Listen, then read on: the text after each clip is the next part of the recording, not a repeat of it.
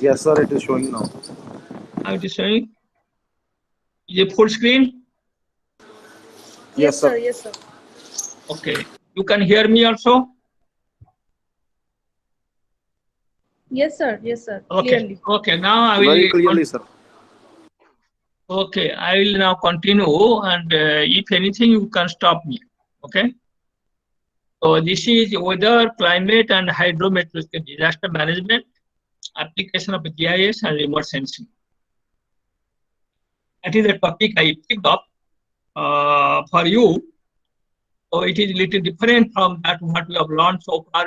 You have learned about remote sensing, GIS, so that made my presentation was simpler to more focus on the weather, climate, and hydrometeorological disaster management. So I'll start with a question to all of you. What is the foremost challenges before mankind today? Can anybody tell me?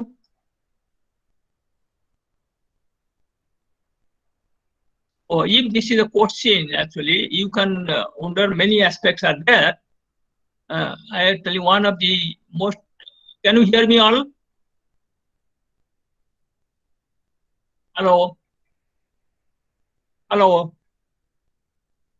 Yes, sir. You can hear me, na? Sir, Yes, sir, sir. they're giving Yes, the sir. answer. Sir, they're able to hear you. They're giving answers in chat, sir, in chat Oh, box. chart. Okay, chart. So I cannot actually. I can see the chart. Okay, I can continue. So the foremost challenge before mankind, if we see, they are actually climate change and natural disasters. Because as you know, all of you, there is a climate change or global warming is taking place, and it is more intense since 1970 or so. So the process started with our industrialization, that is 1850 or so. But in this regard also, if you know that from 1850 to now 2020, about 170 years, the global warming on the average is by only 1 degree. So 1 degree in 170 years, which is very minimal thing. So therefore, it is maybe not noticed. In fact, in 1980, it was not accepted by the scientific community that a global warming is taking place, because it was only at the time 0.6 degree in about 130 years, so which is not measurable by year. But then actually at that time, World Meteorological Organization, a United Nations body, they set up a commission which we call IPCC, and there actually they could able to collect all the data regarding global warming. So this is the picture which shows the global warming, and this is a picture for a period of 10 years, which were taken. You see that natural disasters, and you see that these are the now what happens that with global warming and climate change, natural disasters are increasing. So that is what I will show you, and then how we can tackle that, and what type of management strategies should be followed, and that I will discuss, and I will tell from place to place how your remote sensing is extensively used, and so also the GIS. Before going to that, I will tell a brief of the overview of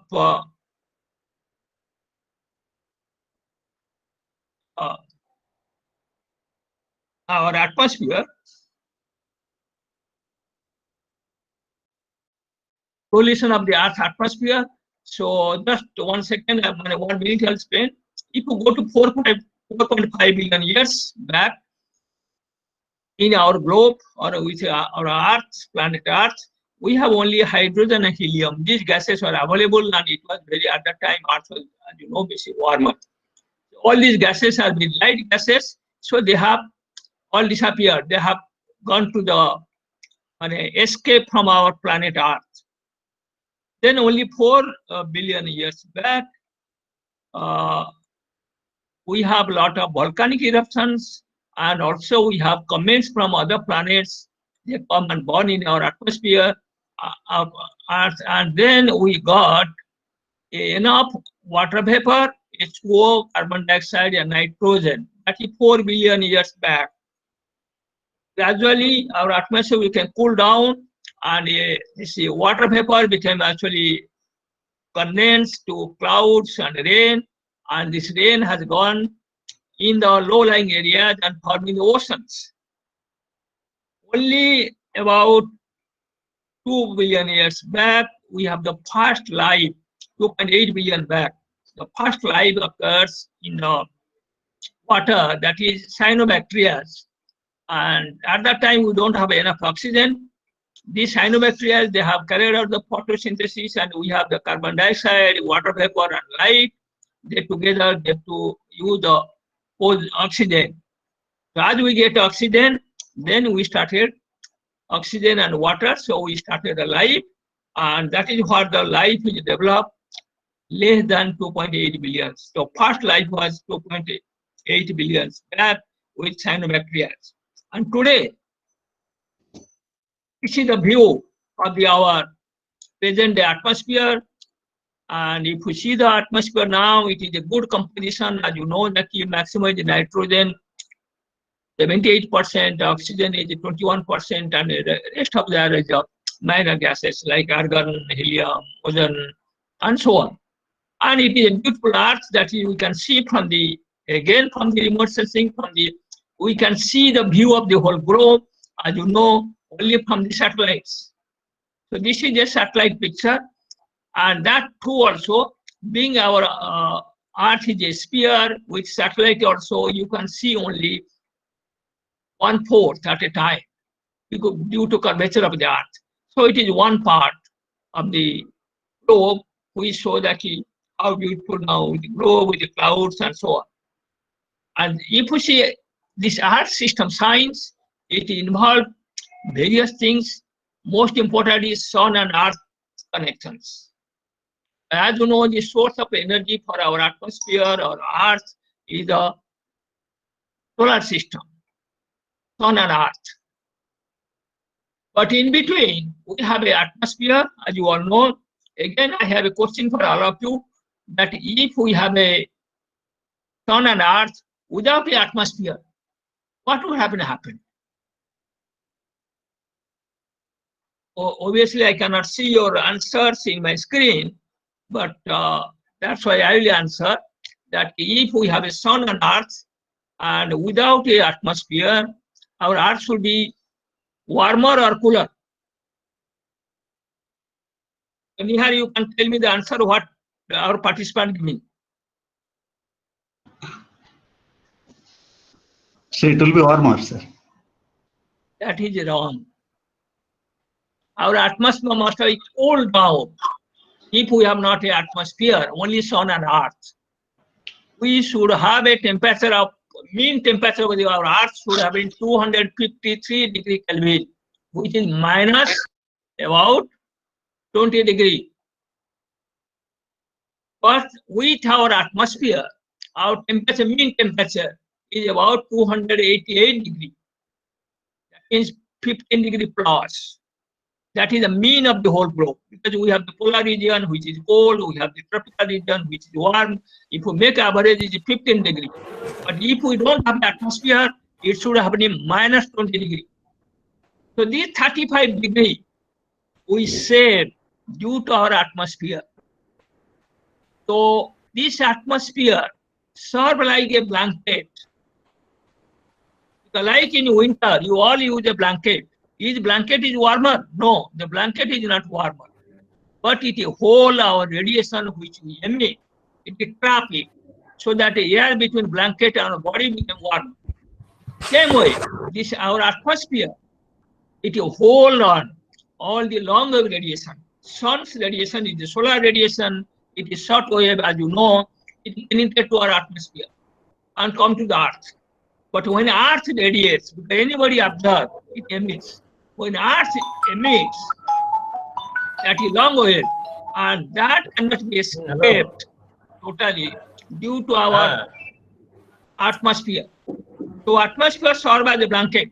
But then if you use not one blanket, 2 blankets at a time or a thicker blanket, you start sweating. Same way, if our atmosphere became more thicker in the sense of holding the long radiation, which we call as greenhouse gases, then we get it warmer. The whole fundamental principle is that our atmosphere became thicker. And this thicker because of the greenhouse gases. So therefore, if we see our Earth system, we have climate and climate change, climate variability, we have the carbon cycle, we have atmospheric composition, we have water and energy, and our planet is unique compared to all other planets in our solar system. Is that we have water. And the composition of our atmosphere is such that it has the temperature in such a range that the water is existing in all its 3 forms in our atmosphere.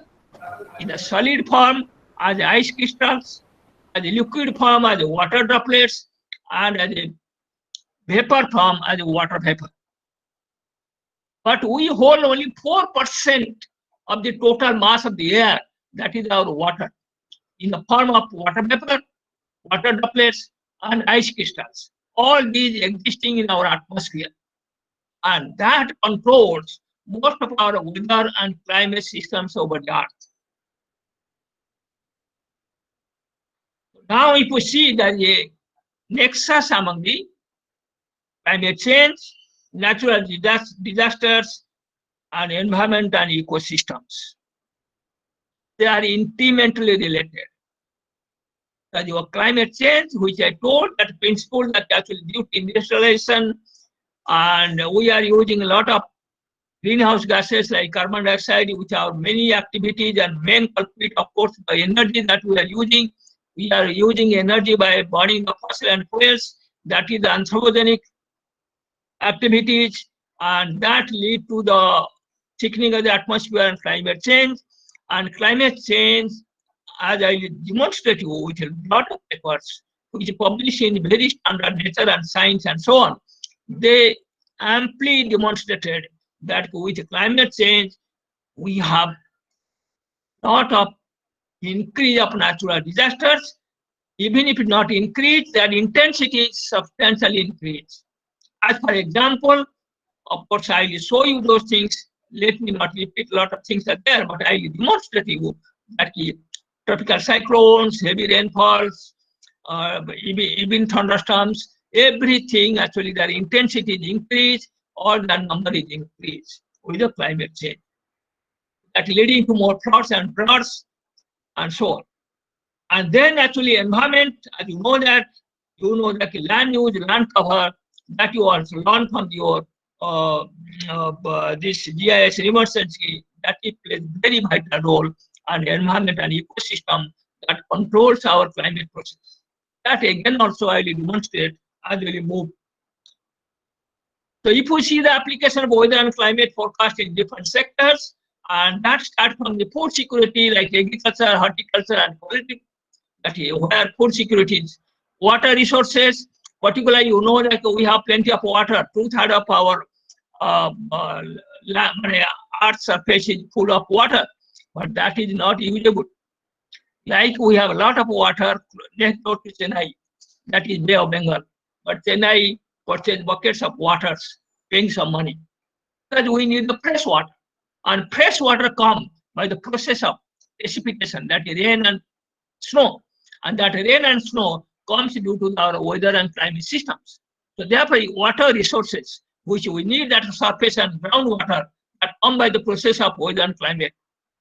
The sector like transportation, aviation, the meteorology or weather system has got a big boost when actually Wright brothers have the first aircraft, they have to fly it, and that flying, even today, landing, take off, and cruising of aircraft cannot be done without a weather and climate influence. Shipping, surface transport, and so on. The defense services, similar defense services, they are very much more, all the 3 branches, Air Force, Navy, and the artillery. Even to launch a rocket to hit the target, unless you know the atmospheric temperature, humidity, and the wind, then you cannot target that. Okay, you target your target, it may be other place unless you take into account these parameters in the atmosphere. Industry and mining, like air and water pollution, clean energy. Because you know that we have two types of energy. The one which you are using, that is your petrol and coal, and they are a culprit for your carbon dioxide and so on. But we have the clean energy enough. Is there the energy come from the heaven, so to say, that your solar energy, the hydroelectricity, and the wind energy. So they are also governed by the weather and climate system. There is a lot of impact of health, like the vector-borne diseases, water and airborne epidemics. There is a part of the atmospheric manifestation which affect the human health. Similarly, communication, like radio and space communication, they depend upon the structure of the atmosphere and their distribution of the temperature and so on. And so also the tourism and so on. So like this, there are various sectors where the weather and climate are huge. So the major disasters around us, the globe, if we take, they are mainly the flood, drought, tropical cyclone, earthquakes, and other disasters. So if you take it 100, and you see that significant damage comes due to tropical cyclone, 30%, flood, 32%, drought, 22%, earthquake, 10%, other disasters, 6%. So therefore, almost 84% of the disasters are a hydrometeorological disaster, that is water and weather. If you see the people affected by the disasters, then also the figure is like a drought, 33%, flood, 32%, tropical cyclone, 20%. Earthquake 4%, other disaster 7%, famine and flood shortage 4%. So if we see again about 85% disasters that people affected, that is due to the hydrometeorological disasters. If we see the total number of reported disasters continent-wise, then Asia leads it with 43%, followed by America 23%, Africa 17%. Europe 14%, all oceanic islands 3%. So almost 43% disasters reported is over Asia. But if we see people affected by disaster continent-wide, Asia is 80%, whereas America is only 10%. Asia occupies about 33% of the world landmass, but accommodates about 61% of the population. And many cities or many thickly populated areas are the coastlines is quite high. The countries that are more or they are developing countries, they cannot take adequate measures, and hence we are the Asian people who are highly affected by the hydrometeorological disaster, almost by 80%. So these are the weather, water, and climate related hazards that we come across. I gave you the major ones, that few more are there.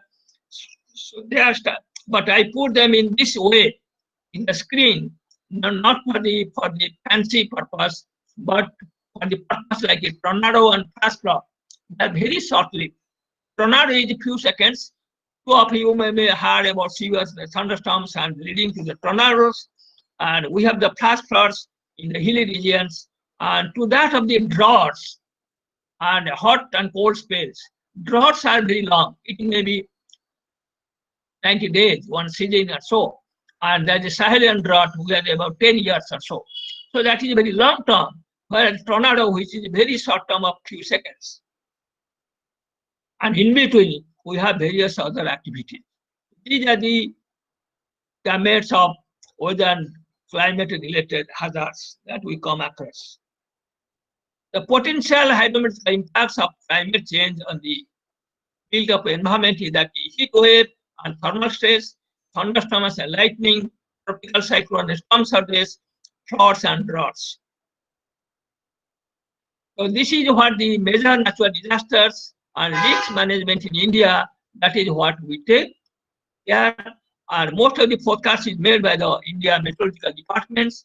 And there are the floods, earthquakes, cyclones, drought, landslide, avalanche, and so on. And this is, if we see that in these areas which are highly affected, and these coastal areas, Obviously, you know that we have a long coast, and particularly east coast of India is highly vulnerable to many of the hazards, particularly tropical cyclone storm surges and coastal inundation, and as well as due to the floodings. So for that purpose, we need a risk management, which is hazard analysis and statistics, vulnerability analysis, preparedness and planning, early warning system, and prevention and mitigations. That is what in the risk management, whereas that needs one of the important is the early warning components, which needs observation, monitoring, and analysis, the prediction, the warning generation, and that is the impact-based warning, and warning dissemination, and public education and outreach, and verification of warning. Most of the things done by India Meteorological Department, Central Water Commission for floods, and Geological Survey for landslides, and Indian National Center for the Ocean Information Inquest on the tsunami. So now we'll come to more detail on climate change.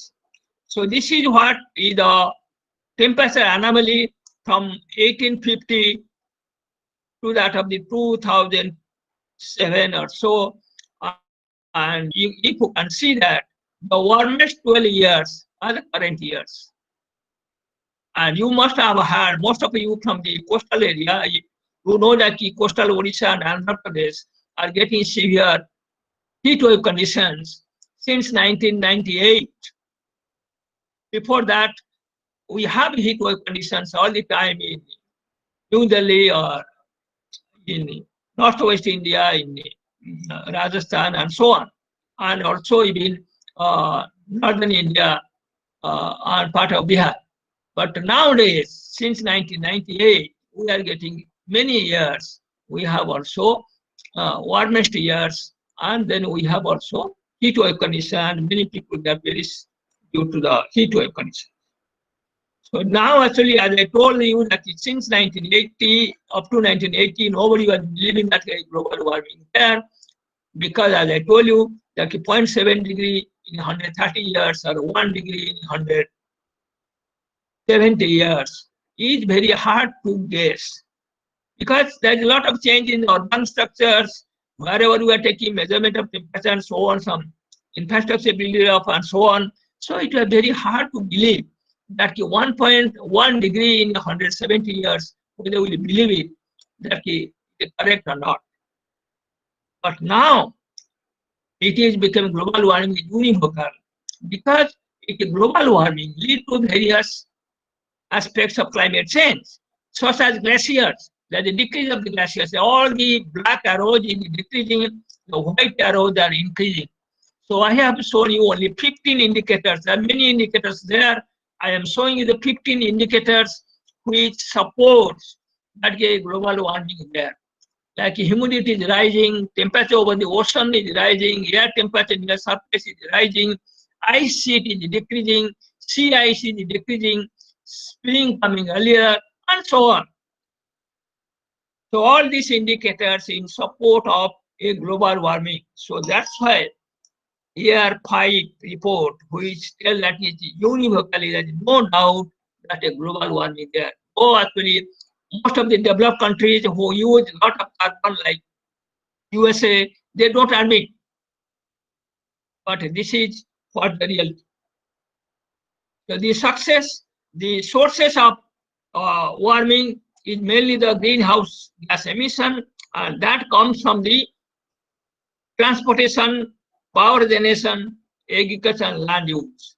Almost equal weight, about 33% each.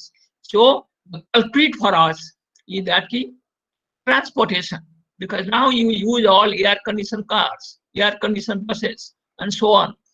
Previously, if you go to your grandfathers, they were traveling with only bullock cart. So we have a tremendous use of transportation that you all know. Similarly, power generation, because now each room is air conditioned. And previously, we are not knowing what is the electricity, we are using all the kerosene or petrol lamps. Similarly, with the increase of population and demand of the land use and land cover, we are doing multiple crops, and also many people are shifting to the urban area. So we have a effect of urban heat island, which I come subsequently, that more problem of global warming is in the urban area due to urban heat island, because small area, thickly populated, so a lot of vehicular pollution comes due to transportation, and a lot of power generation is required because everybody wants air conditioned rooms and ACs and so on. So that leading to a heat effect of heat island effect of the urban area compared to peri-urban and rural. And that value, if you see for Delhi, it is around 4 to 5 degrees. And in small cities like Bhubaneswar, about 2 degrees. And this is what is the carbon dioxide increase in a clean place. And then actually come the question, as you know, as I show you that 4.5 billion years, so that a lot of change takes place in our Earth atmosphere.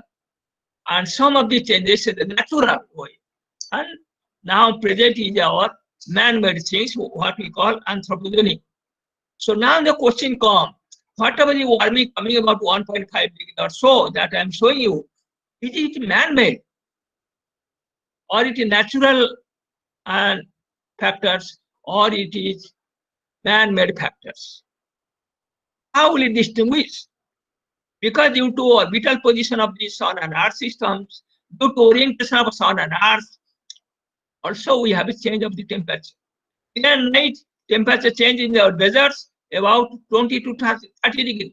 In the desert, daytime is 40 degrees, night time it is 10 or 15 degrees. So you get 25 degrees change day to night. You get from season to season.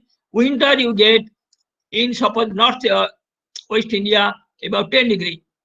And in summer you get around 40 degrees. So you have 30 degree change due to Sun and Earth system a year. So this 1 degree, whether it is man-made or it is a natural way, that was a big question. Just 1 second.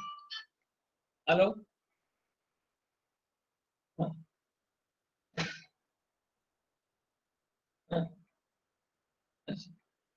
कहाँ से collaboration करते हैं? IMD और US.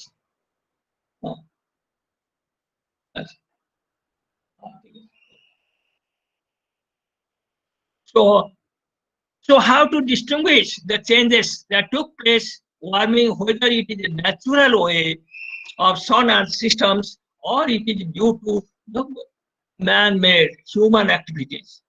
How will it distinguish? It is very difficult, as you know, we cannot separate that. So, but now it is possible.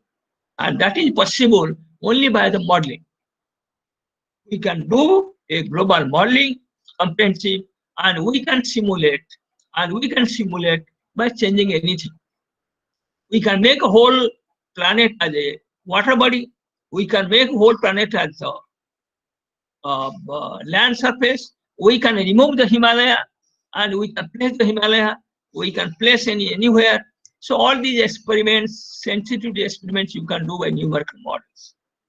So numerical models are used to see the effect of, and the black line is the observed temperature, which show that a rising trend, and you can see that, and much more by 1964. But the green one show that if it is natural factors only. This is the natural factors only. But if you put natural plus man-made, so this show that this blue one, and which follow with actual observations. And this is a result of about 16 climate models. And we have about 58 experiment simulations with 16 climate models. And from that, these results were come, and this is the little spread from model to model. So this clearly show that whatever change took place because of when you have natural and human factors, like anthropogenic effects are added, that is human activities. Otherwise, our planet, we have a very good balance of energy. So if balance of energy, there is no question of warming. And this also seen over the whole globe. This is also seen over the global landmass. This is also seen in global ocean. In all these spheres, we have seen that there is a warming taking place, and the culprit is the anthropogenic forcing, and anthropogenic forcing means is the human effects, the man-made, the human activities. So if we see recent increasing trend in frequency of natural hazards, you can see the windstorms, that is tropical cyclone and severe thunderstorms, extreme heat events, floods, and droughts. All of them are showing an increasing trend. This is a global picture. Globally, it shows that in recent years, from 1960 to now, if you see the period when we have large increase of the global warming, all these disasters, they are increased. And I show you that 85% are casualties due to floods, droughts, and the windstorms. And that is what is increasing. So the impact of the climate change on important sectors, it has many, many sectors, but I am showing you only few of the important sectors of climate change. And you can see on food security, that is agriculture, water resources, health, clean energy, and sustainable development. So we all want sustainable development, but at a cost of climate change. And the projection that by end of the century, the lowest estimate is about 4-degree rise. And the urban area are 2-degree minimum, 2 to 3 degree. 6 to 7 degree rise, then you can imagine what will happen by that time and how to mitigate. It is much more difficult than the coronavirus that we are facing now, because you have a vaccine that you can protect. But how you protect with a 7-degree rise of temperature in your urban area by the end of the century? Obviously, it will affect your water resources and food security and health, and that will disturb the peace. That's why we call that to maintain the sustainable development and peace of the society, weather and climate change has a big role to play. So climate change impact and adaptation, if you see, then also this show that we have maximum effect in that the land use, land cover, and climate change adaptation means we have to plan, we have to adjust, and we have to diverse and learn. And also we have to act so that we can mitigate and adapt the climate change. So now I will come to the process of understanding the weather and climate systems. So you should know, that the complexity in weather and climate is very much there, and that's why it is a very, very difficult subject to predict the weather and climate and observations. This is a science. It needs observations, and observations is required over the entire globe, because the weather or atmosphere have no boundary. You cannot tell that our atmosphere of India is different from the Pakistan or China and so on. It is a continuum fluid around a rotating globe. So it is a continuum. So you need observation over the entire globe. But then 2/3 area are with like oceans and glaciers and so on. And you have the inaccessible deserts, mountains, and so on. As a result, more than 75% of the area where we have no access. But then our atmosphere is continuous. Unless we have observation in all points, how will we do it? Here, to our rescue comes only remote sensing. So we need a better observations, which will give us a better understanding of our atmospheric processes. And finally, that understanding will lead to modeling the atmospheric processes. And with that modeling only, we can predict. And that is what I will demonstrate you in the rest of my lectures. So if we see our atmosphere, it is not a continuum of the whole globe, but vertically also it has a interaction with the other spheres. Like lithosphere, our planet Earth, because there we have the volcanic eruptions, earthquakes, which are disturb our atmosphere. We have the cryosphere, like the ice caps and glaciers, that is cryosphere. We have the hydrosphere, that is your river, pond, water bodies, and so on. We have the biosphere, atmosphere, and outer space. All these 6 spheres, they interact. There is no boundary. Atmosphere is influenced by lithosphere, cryosphere is influenced intimately by the hydrosphere. Biosphere play very dominant role. I demonstrate one of them. Biosphere, I'll show how it is interact with our atmosphere, and then our outer space, that is sun and Earth system. So these 6 spheres also they interact, and these arrows they show the exchange. Some are the both ways, some are the one way. Solar radiation coming from up to down. Evaporation is going down to up. So some are single way. Transpiration going from down to up. And long way radiation down to up. So this shows that a one way and both way interaction and with a different time scales. And this is what shows that our atmosphere, which is not only a continuum of the whole globe, but it is also interact with the rest of the 5 spheres surrounding it. Therefore, we call the weather system is a highly nonlinear coupled system. The components of the weather system are open and non-isolated subsystems. They interact on a wide range of space and time, and they are strongly coupled and are characterized by intense interaction at various time and space scales, ranging from micro turbulence, that is smoke of a cigarette, and mesoscale to planetary scale, which cover the entire globe. So it is a multi-scale interaction. The principles of our weather system, climate system is energy sources, forces, atmospheric motion, mass of the atmosphere, and hydrological cycle. So they are the major components. As you see the energy, you see that if you top of the atmosphere, we get 342 watt per meter square energy from the sun at the top of the atmosphere. That is solar radiation. But when it passes through our atmosphere is transparent. It does not absorb the solar radiation. They allow it to penetrate.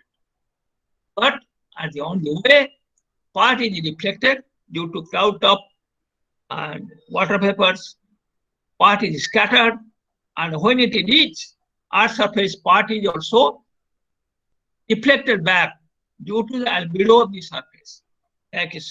Like you know, albedo of the snow, suppose is about 0.9. So 90% is reflected from the snow surface. Where the black clay, it absorbs most of the radiation. So the albedo is there. So ultimately, out of 342 watts, we get only 168 watts, which is absorbed by our Earth's surface, which is soil and water, which is about 51%. It is globally and world scale.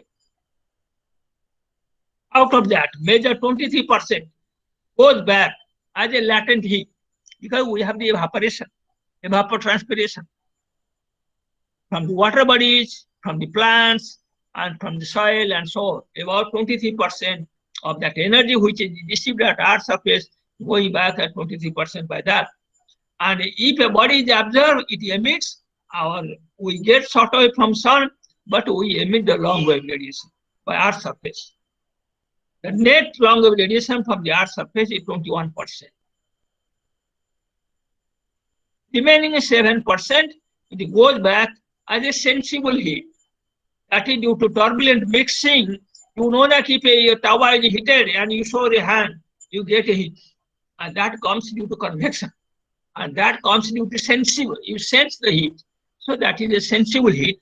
And latent heat, as you know, it is called latent heat because it evaporates. Evapor because it's cooling. Evaporation take the latent heat, and when it release, cool down in the cloud, and from the cloud and condense from water vapor to liquid water, then it release the latent heat.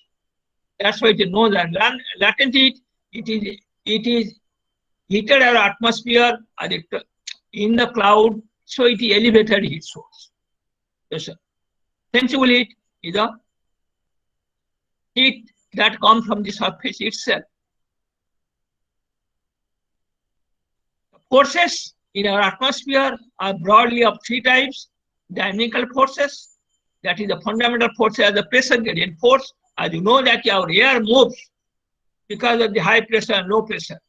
Just like in two bodies or two tubes with different level of water, if you connect it, then from high level it will go to low level. Similarly in the atmosphere, high pressure to low pressure, we have a travel of the wind. Wind is, we have a ceaseless wind. Wind never stops.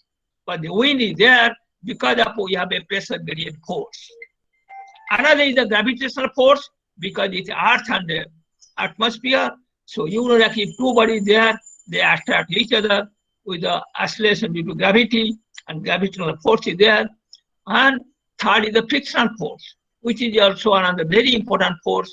The frictional force gives us a turbulence, and turbulence makes a effective way of dispersion of the pollutants and also carrying of sensible and latent heat. That is the friction and turbulence. These are the fundamental forces, but then we know what we learn from the forces of Newton's law, second law. Rate of change of momentum is equal to sum of the forces. That does not hold good for the rotating body like our planet Earth. The Earth is not stationary, it is rotating around its own axis. So that's why we have two types of deflection forces. One is a Coriolis force, that is due to rotation of the Earth, and then due to Earth is a spherical and rotating, then we have a centripetal force or centrifugal force to hold it. Yeah. These are the apparent forces, because these forces does not change our motion, but they change the direction of the motion. That's when a cyclone in the northern hemisphere, you get a anti-cyclonic, anti-clockwise wind. And in an anticyclone in northern hemisphere, you get a clockwise wind. And the mirror image in the southern hemisphere. In addition to these dynamical forces, we have the physical forces like momentum flux, sensible heat flux, latent heat flux, and radiative fluxes. So these forces, they always act in the atmosphere to have a wind, and wind carry your temperature and moisture and make its distribution and so on. So then all things evolve. And therefore, we get a general circulation of our Earth's atmosphere, and you can see that this is the circulation that we see, and you all are familiar with that, so I will not spend time for this thing. And this is also an image from the satellite where we can see that how in a cyclone we have anti-clockwise wind blowing around that with the cloud masses. Another is the hydrological cycle that is famous, and the cycle is about 3 weeks duration, which leads to your evaporation and transpiration from the ocean and from the biosphere. Then it condenses as it goes up, and from the cloud moves with the wind from the ocean to that of the land. Then it precipitates as rain or snow. Rain and snow comes in the mountains areas and so on. Then it is have a runoff process. Something is infiltrated and go as a groundwater and makes the fountains. Then the runoff is going to the river systems, to the lakes, and finally, ultimately, it goes up the runoff water from river to ocean. So this generally of the 3 weeks duration, where from ocean to get the water over the land, and it goes back to ocean. So this hydrological cycle is the most important cycle for our atmosphere, because you see that our life here because of the water. And then, in addition to that, we have a lot of chemical reactions takes place in the atmosphere. In fact, if you write down the chemical equations for the atmosphere, there are 2,000 chemical reactions that take place in the atmosphere. The most prominent chemical reactions in the atmosphere is the carbon cycle, oxygen cycle, nitrogen cycle, and sulfur cycle. So I am showing a few, but I'll not spend time on that. But these are the cycles. And if you see the water, we call water is a life. Used in various sectors, water for agriculture, water for production, water for domestic use, water for ecological system. So all these things will need the water, and this water cycle, which I told you, only 4% of the water that is used in the water cycle. 4% mass of the air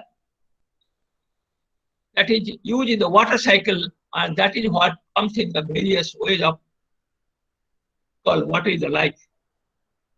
20% of our body with water. The time and space scales of atmospheric processes, if you see, they start with a smoke of a cigarette.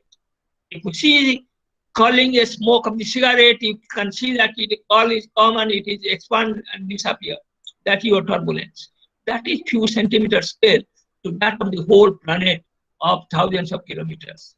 We have small scale turbulence, we have thunderstorm and tornadoes and water spots, that is minutes to hours.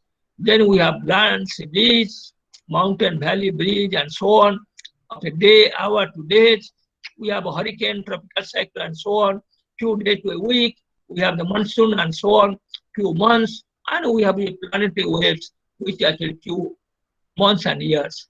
So these processes also have a no boundary. One process feed to other process feed to the other one. In one process, small scale turbulence, they give you the energy, the form of latent and sensible heat. But the small scale turbulence also dissipate your kinetic energy due to strong wind associated with hurricanes.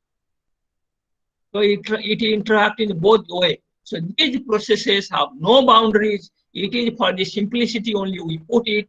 They are micro scale, meso scale, synoptic scale, and global scale. Similarly, the physical processes in our atmosphere is very, very complex. It is starting from the land surface processes to that of the shallow convection, clouds, radiation, radiative transfer in the atmosphere. Radiation, you all know, that are formed by simple laws of Dickenson-Boltzmann law, Planck's law, and so on. But when it is interact with the atmosphere and make a radiative transfer in the atmosphere, it is much more complex.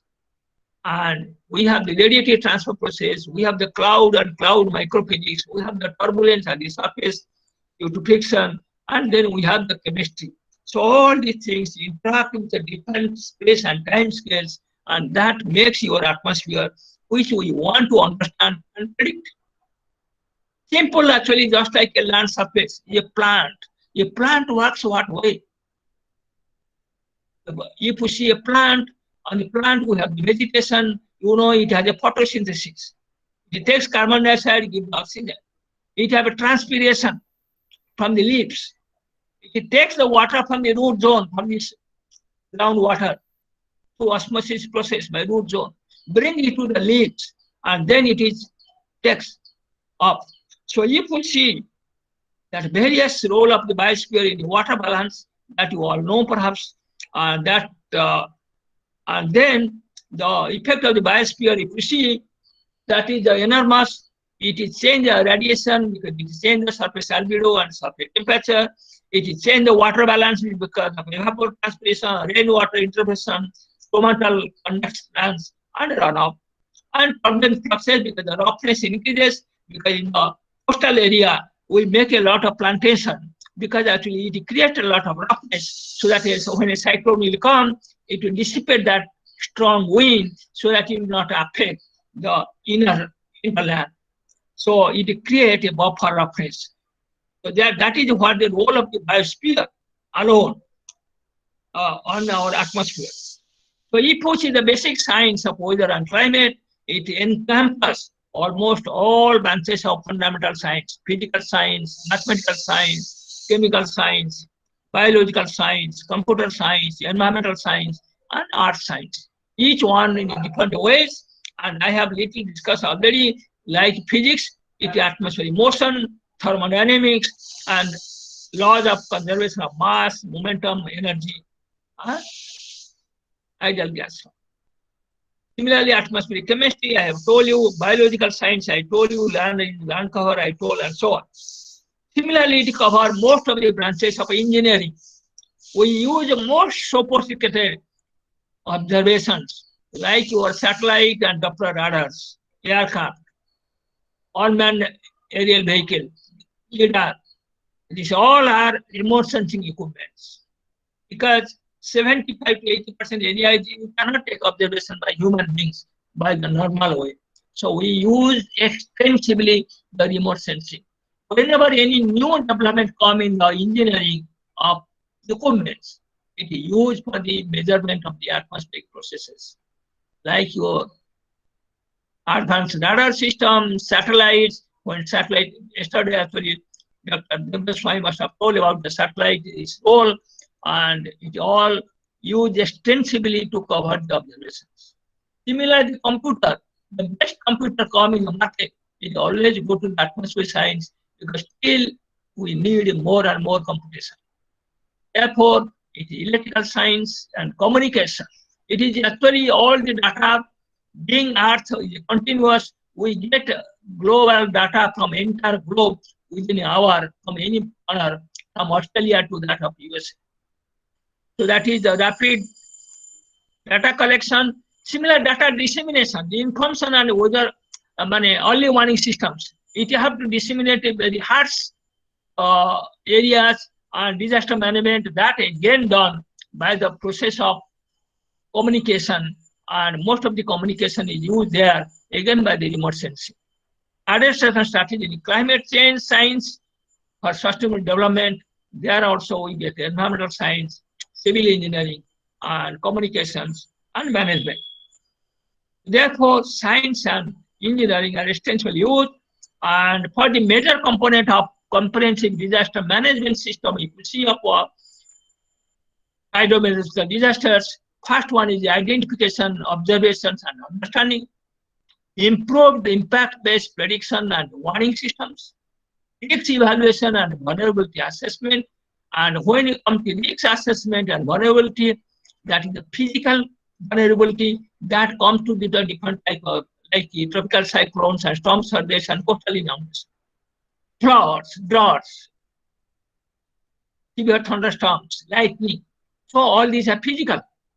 Then it has economical vulnerability and social vulnerability. So all these things, when you carry out that and projected on our Earth surface, you have to use extensively the GIS framework. Unless you have a GIS framework, you cannot distribute the physical significance of this thing, like suppose a sea level is rising due to climate change, or a tropical cyclone coming storm surge. Where, how much water? A urban flooding, which area will be inundated? All these things you need from remote sensing. You need actually the bathymetry or the topography or the elevation, digital elevation. That you do by remote sensing. But then you have to superimpose it on the physical charts. That's why unless, and then your forecast should be the impactness. That means what it will happen if 1 centimeter rain in a desert versus in a clay have the same effect. No. So it has a different effect. So that go to GIS system, geoinformation system, and effective dissemination, public awareness, and capacity building. That ultimately make a disaster mitigation and adaptation strategy and management. And the example success story in the tropical cyclone, so I will focus there because a cyclone of 1999, suppose, Odisha cyclone, killed almost 10,000 people. 2008, cyclone Myanmar from Bay of Bengal, which killed about 1.4 lakh people. But nowadays, you have so many cyclones, Amphan, Helene, Hudhud, all these things, but your casualty is within a two digit or single digit. That is because of impact-based prediction systems and also proper disaster management systems based on the warning. For this, actually, when you go, first is your observations, analysis, and prediction. So therefore, major components of the weather and climate predictions, they are the initial conditions, because your weather prediction is an initial value program. So that's why first is the observations, then observation have to superimpose in a regular grid size for the nonlinear problem to solve. So therefore, you can do it only by the very high-performing computers. So always high-performing computers, HPC, they are extensively used for the data assimilation and prediction system. Model, that is dynamics and physics, that is depend upon the resolution of the models, the parameters of physical processes, and ultimately you have to post-process your data for its application where we use the GIS.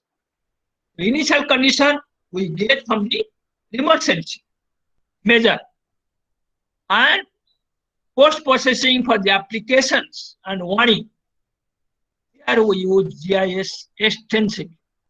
Therefore, this is the head and tail of the entire disaster management. Top head is your remote sensing, and bottom ground utilization is the GIS. In between, we do all the processes and so on. So this is the observation systems for our atmosphere. You can see that the maximum observation systems are on the off. They are the different types of satellites, aircrafts, and unmanned vehicles, and so on.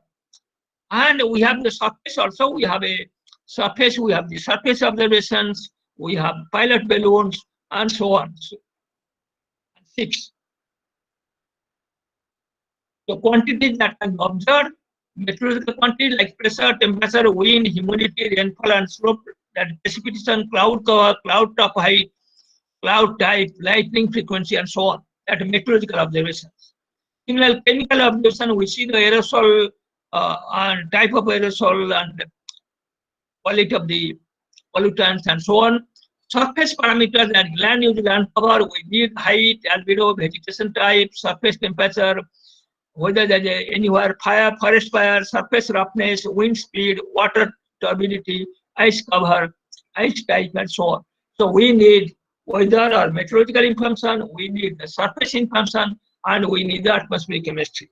And most of them, as you know, that they come from the remote sensing.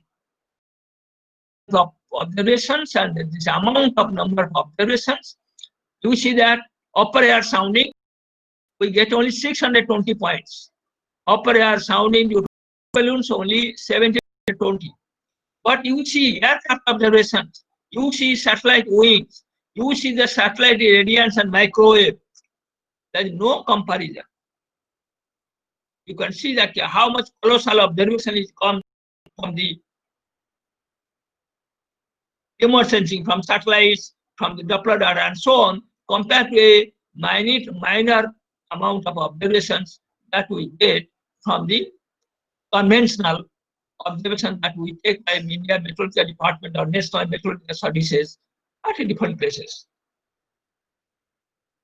So this is that I will go quickly. This is actually the distribution of the observation of radiation. This is the observation of pilot balloon. This is the observation of the profilers. And this is the observation from the synopts and ships. And these are the observation from the buoys. And these are the observation from the aircraft. And this is the observation of cloud motion vector from the satellites. This is the observation we get from the temperature and humidity from satellite. You can see, and this is the observation from the MSO or satellites. And this is also SSMI, that is the rain-bearing clouds and rain, that also satellites. So you can see observation satellites versus, and this is that what you got conventional one. And this is how we get from a radar. Each radar has a radius of about 400 kilometers, and we get almost every centimeters observations from the radars. So that remote sensing and satellite observation in the atmosphere, They are 45 years old, and they are the radars, satellites, and automated surface observation system we call AWS, automatic weather systems. Because in the non-accessible area like mountains, glaciers, deserts, where people cannot be there, we insert the automatic weather stations, and through satellites, we get the data. So all these things possible because we take up mainly from the remote sensing. And this is the growth of the data for remote sensing. 1996, suppose, to that of the today, 2010, you can see that enormous rise in the observation systems. And this is so that the conventional one, that eta colors, to that of the green color, that is the satellite. So obviously, they are highly dominant. First, we use remote sensing. As you know, not all measurements locations are accessible because 75% are non-accessible area. Remote sensing facility creation of a long time series of extended measurements. That area, so for many phenomena, global measurements are needed, and that is possible only as weather have no boundaries. That is possible only by remote sensing. Remote sensing measurements usually can be automated. Often several parameters can be measured with single satellite systems, and on a on-part measurement basis, if you calculate, remote sensing measurements usually are less expensive than in-situ man-made observations at the ground, because observation takes money and manpower and equipment, and satellite observations, more observations with less cost. The space observation advantages is that multi-scale observations, local, regional, and global, we can have global observation from single platform and temporal revisiting in tune with requirements, like we have geostationary satellite every half an hour observation, but whereas man-made observation every 6 hours, but satellite can give us every half an hour.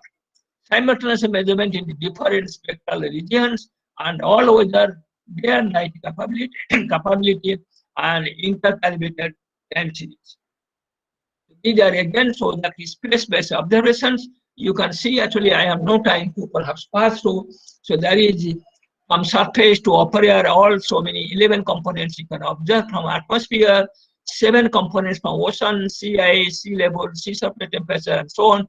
That is yesterday Dr. Swai must have told. Similarly, terrestrial measurement of what you put in a GIS layering, that all come from the remote sensing, like elevation, albedo, snow cover, leaf area index, landing land cover, fire distribution, soil moisture, and so on. So this is the accuracy that we need. And this is the view of Earth monitoring satellites. You can see that we have generally geostationary and polar orbiting satellites, and polar orbiting, low orbiting, and geostationary high level, and it's measuring the whole globe, which we cannot do by the conventional man-based observation. These are the Indian geostationary satellites for weather applications. Since 1990, we have several types of, and now the most advanced one is the INSA 3D, which actually yesterday, I think, Dr. Swain told, so I will not spend. It has a multi-purpose, and it will make various types of observations for us. This is how we get wind observations everywhere from the satellites. And this is the radar systems. We have about now 25, but we have planned of 54 radars to cover whole country. Again, they are very finer observations, and they have also in the ocean area and other area where we cannot have a man-made observations. This is like a cyclone. Hudhud, we pass through the Visakhapatnam radar, and which taking the observation of the cloud and its intensity and vertical extent. So we have around the whole area, we have the Doppler radars, so which is again a remote sensing tool.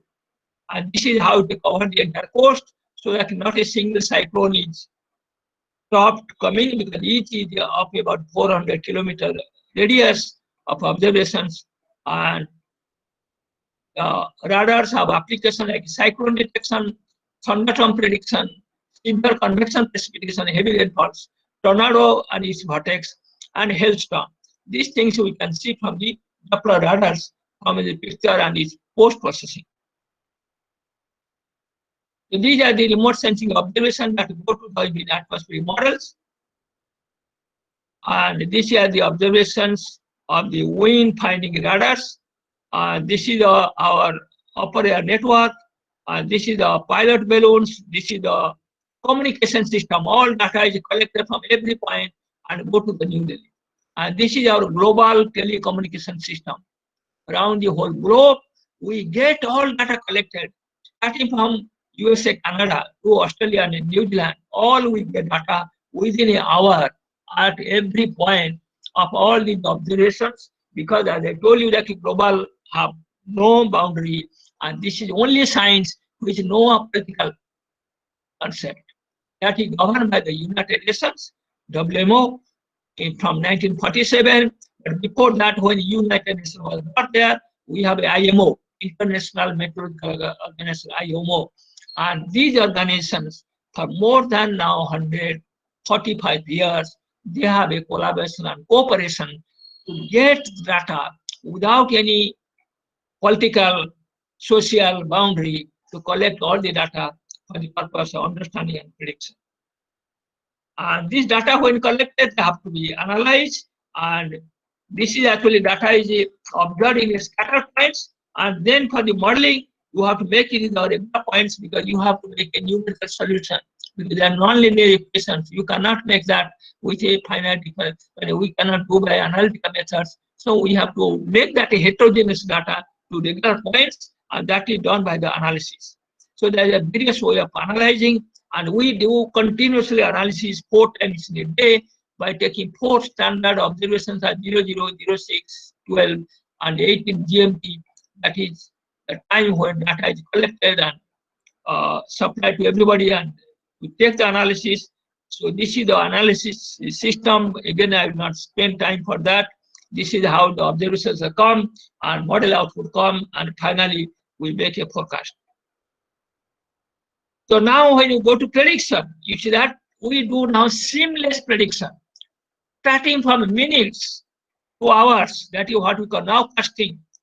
To take up a flight, we need a nowcasting, few minutes, whether thunderstorm is coming or what is the situation, whether aircraft will take up or land. Days and weeks, that is what we call the weather systems. They depend upon initial conditions. We have forecast for 2 weeks, months, and seasons.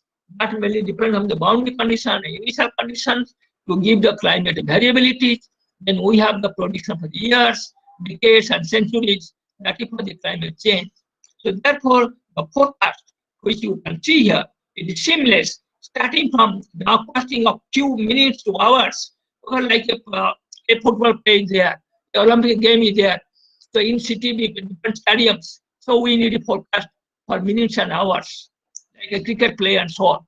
They need actually for specific hours to that of the centuries forecast, which is actually the seamless forecast for the climate change.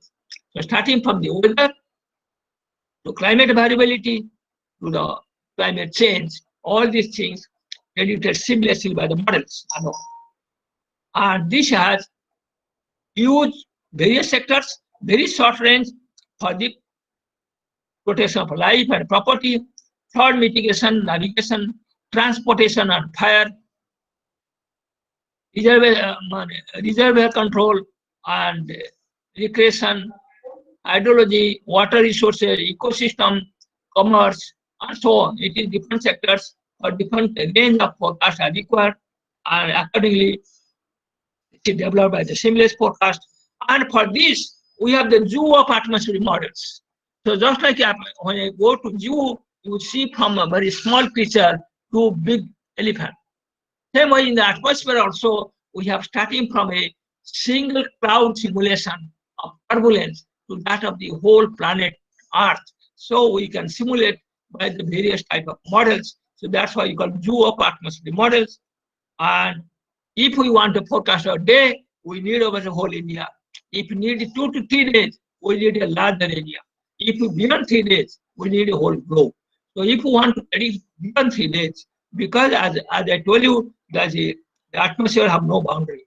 So one process in Pacific or Atlantic that can affect India in 4 to 5 days.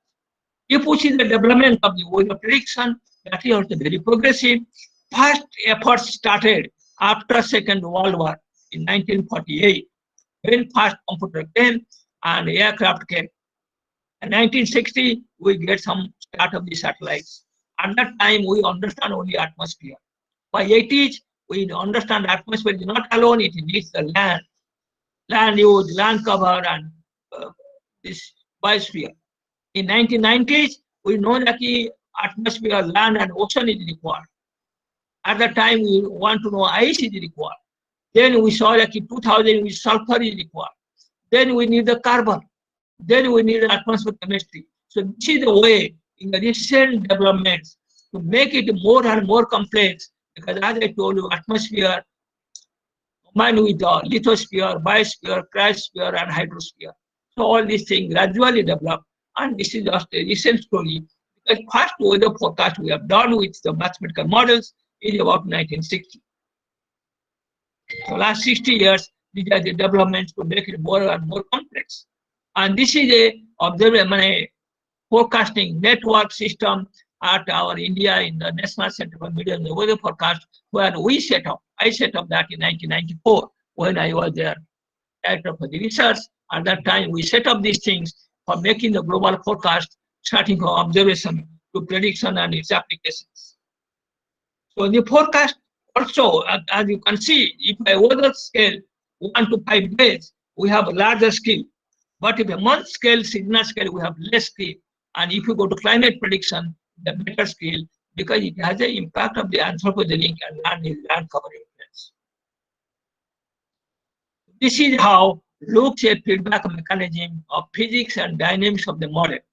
So I have not shown you equations because it's very complex, and I don't want to digress to you that with one third class. So these are the schematic view of the wind, temperature, humidity, and how it interacts with it for physics and so on. And this is how the complex feedback mechanism of our physics and dynamics with land surface for atmospheric models. I will show only one case of tropical cyclone because I don't have much time. And here I will show that what is tropical cyclone, how it is predicted, how it is used, or use remote sensing and so on. So tropical cyclones, you all are familiar. So the EPOC cyclone characteristic is deep in the surface pressure, maximum sustained wind is quite large, up to 300 km/h, radius of maximum wind, and cyclone track and heavy rainfall. This is how a cyclone looks because it has a deep clouds. And you know the energy associated with a tropical cyclone is equivalent to that of the recent one, Amphan, which you all know. It has about 1,700 atomic bombs that used in Nagasaki and Hiroshima. That energy is equivalent to energy of cyclone Amphan, which crossed actually Calcutta in the last May. So that much energy is associated. And the cyclone is not only in Bay of Bengal Arabian Sea, it is only considered about 5%. We have all around the tropical belt of the whole globe, we have cyclones. They are known as typhoon in the Pacific and hurricane in the Atlantic, and we call it tropical cyclones. It is both in northern hemisphere, southern hemisphere, in tropical oceans are known. So that's why it is known as tropical cyclones, not that global cyclones. So this is how the intensity of cyclones we do. It is not actually born like a baby with low pressure, depression, deep depression, cyclonic storm, severe cyclonic storm, very severe cyclonic storm, extremely severe cyclonic storm, and super cyclone. Just like a man grow and become old. So like that way, cyclone, as it remains in the ocean, it go on intensifying to super cyclone stage, like your recent Amphan. The destructive potential damage with the cyclone is strong winds, which damage due to structure and so on, and storm surges, which make the coastal flooding, coastal inundation and so on, and we have heavy rainfall leading to floods and so on, and that it is catastrophic. These are the different damage potential of a single tropical cyclone. And our Bay of Bengal or Indian region is unique in that sense. We get only 7% of the total cyclones of the globe. But Bay of Bengal, it contributes almost 75% of the cyclones having casualty more than 5,000. 75%. Though we get only 5% cyclones. So that signifies how dangerous is the Bay of Bengal. And we get only the two seasons of the cyclones, one the pre-monsoon and one post-monsoon. And nowhere we have two seasons, everywhere one season. And this is what you see the casualties. And as I told you, 75%. In last 300 years, cyclone was 5,000 casualties. And out of that, you can see actually 18 were from out of 24, 18 in the Bay of Bengal. And most recent, as I told you, the Northeast. Just one second. Hello? Hello? So this shows that the Bay of Bengal, and this is mainly because of the storm surges. Because we have the low-lying area, Bay is a funnel shape, and we have storm surges as high as 12 meters in the Head Bay, like Chittagong and that area.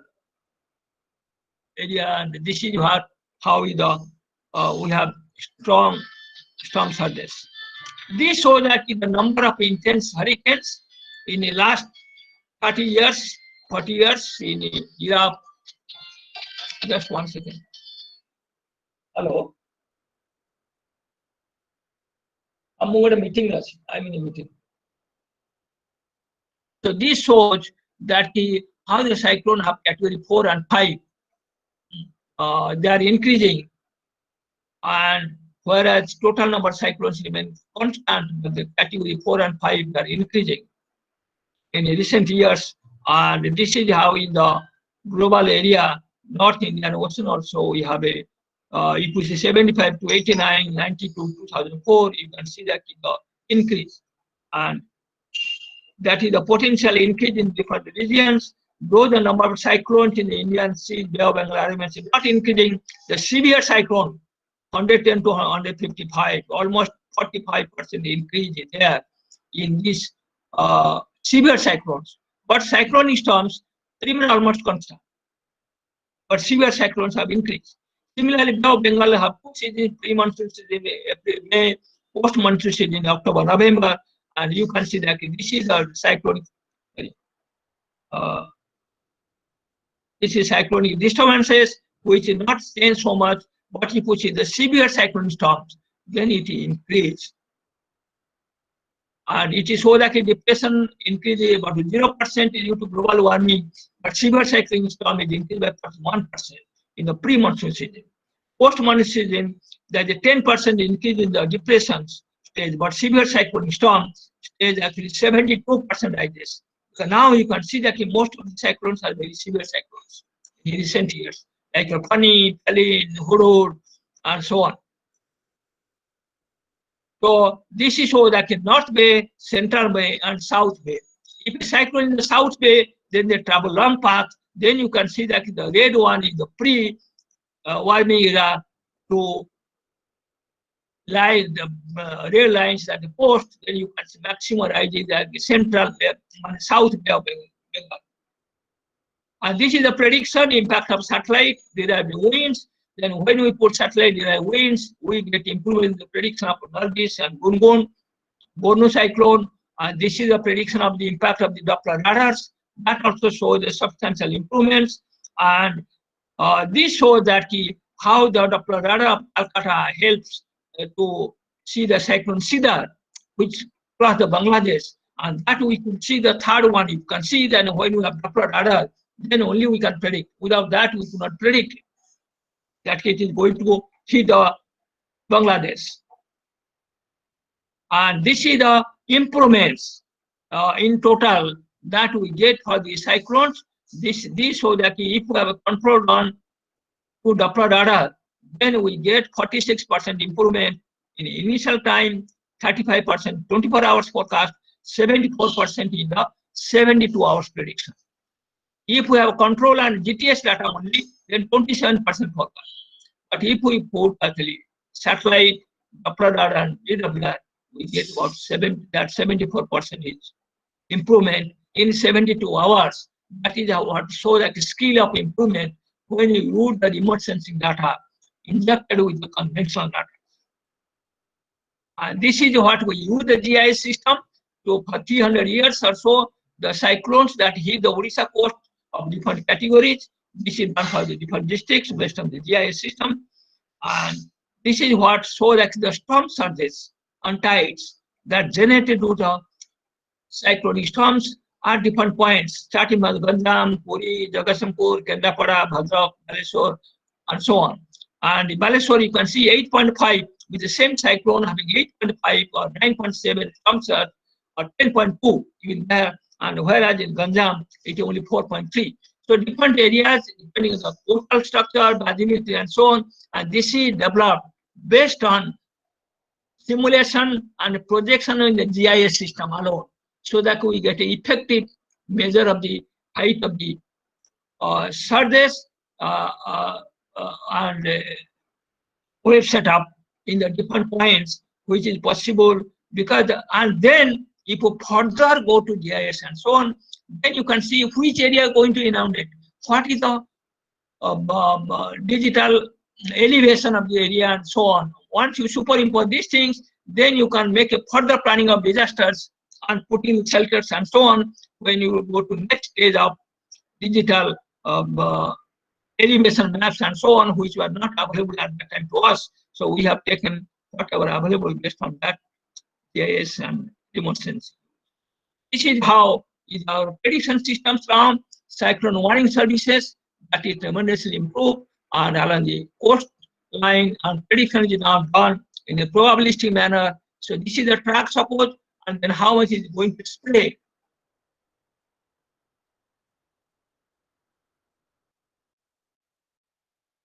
And then if we see the IMD forecast improvement from that of the track errors 2006 to 10 versus that of the 21 to 15, so that you can see that we have a substantial improvement in both track and landfall errors.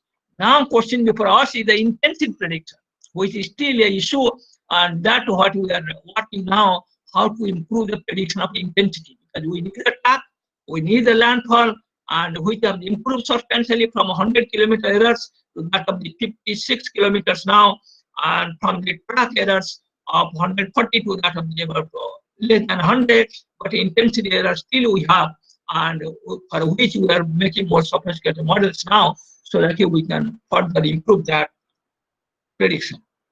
So with this, perhaps I have to stop because we don't have a time, but same way actually we got that heavy rainfalls. We have moderate rain is decreasing, but heavy rain is increasing. Very heavy rainfall is increasing, and that is what shows from 1950 to 2000. So this is also showing that a lot of floods, and also our total monsoon remains same, but we have epochs of the heavy rainfall and more, and period of no rain also more. That's leading to more floods and droughts and more erratic. But total amount of rain in the 4 months of monsoon from June to September remain unchanged total. But we have with that lot of spells of heavy rainfall and no rain. That amply specified with the different studies that we have carried out. And similarly, the Odisha also, you see that in different sectors, same picture is seen. Anyhow, I will skip those things. Similarly, thunderstorm is another phenomena, and which has lightning and lightning casualties in the country, because you know that one lightning effect, it carries about 1 billion volt of energy between the cloud to the land. So it contains about 1 billion joules of energy that is associated with one lightning. And once it passes through a person, the casualties, and we have casualty about 2,700 per year. We have casualties only for the lightning as with the thunderstorm. There also we have seen that it has a intensity increasing, and this is for Bhubaneswar, and the number is decreasing, but intensity is increasing. And then also we have seen that how it can improve prediction using again remote sensing tool, that is the Doppler radars and mathematical models. That is how the things are going on. And future projection, of course, there, and I will skip that. And intense precipitation by the end of century is increased by double, and leading to floods and landslides and mudslides. And then droughts is almost by 66 to 90% in different regions by the end of the century, leading to stress on drinking water, agriculture, productivity, and hydropower. And similarly, the tropical cyclones is going to have intense tropical cyclone, again 70 to 90%, and that will lead to damage of the human being and loss of the human being and damage to the properties. And then if you know the key essential for the impact-based forecasting, which can be translated and used, there as you see the hazards that depends on the categorical forecast, GIS, geospatial infrastructure, settlement area, land use, and so on, all these things. And then you need the observation from the remote sensing. So remote sensing and GIS are extensively used for the hazard, its exposure, vulnerability, and impact assessment, and finally translate this hazard information into impact scenario so that the people can or management can take appropriate steps. That is what I end, and this is the disaster cycle that you know that if a disaster information is there, then we need that preparedness, mitigation, disaster prevention, and central of this the key understanding and prediction of the weather system. With this, I stop my talk and thank you for your attention.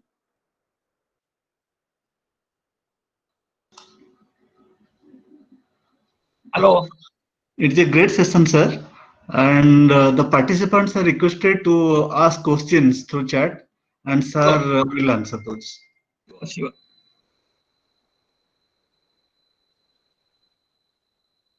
You are audible my talk now? Perfectly audible, sir. Audible and highly enjoyable, sir. Lot of things actually we would have liked another session from you, but unfortunately in this FDP there is no more time. But definitely in future we look for your more sessions. Future we can more focus on the disaster management. Sir. We can next FDP you can do. Sir, there is one question from one participant. Sir, you can see the chat. In chat box, Kamala Kanta Sahu has asked a question. But the chat box, I have to stop sharing. But I don't see the chat box in my. Cool, sir. So I have to minimize perhaps. Nothing, sir. Not mute. Nothing else. Only chat. Tell the question. But sir, I don't see the chat. Sir, his question is, how can we check the salinity of groundwater near coastal regions, which is causing seawater intrusion, especially during cyclone?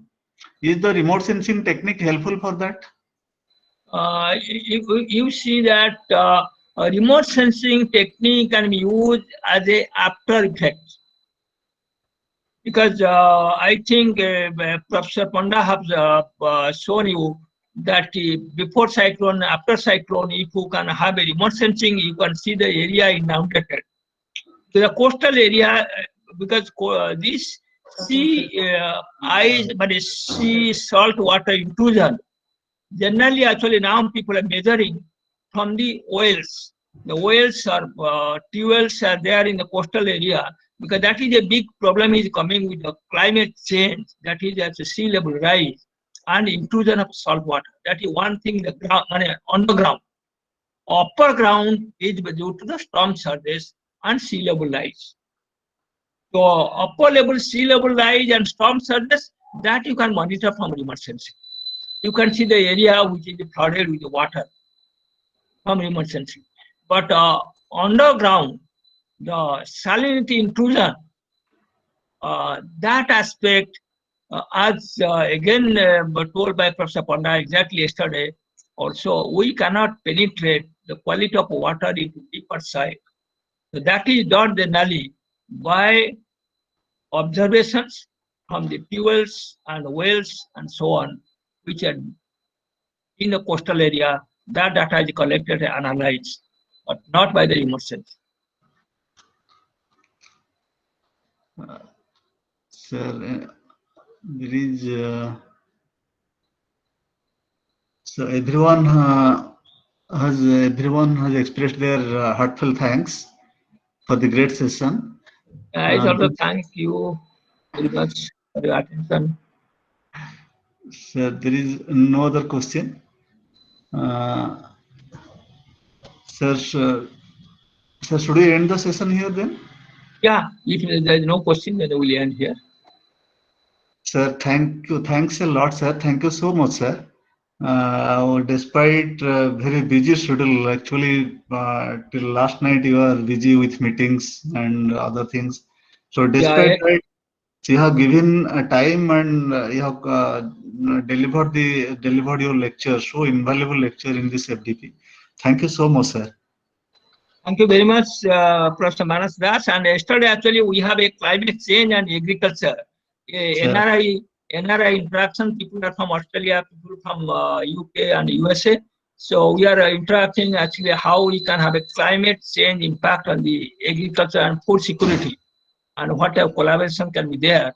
So we have a discussion with ICAR, DRDO, and many other labs. Sir. Thank you. Thank you so much, sir. Thank you so much. So now this session ends here, and the next session will start sharp at 12, and that will be taken by Dr. Ravindra Kumar Barik. Thank you, sir.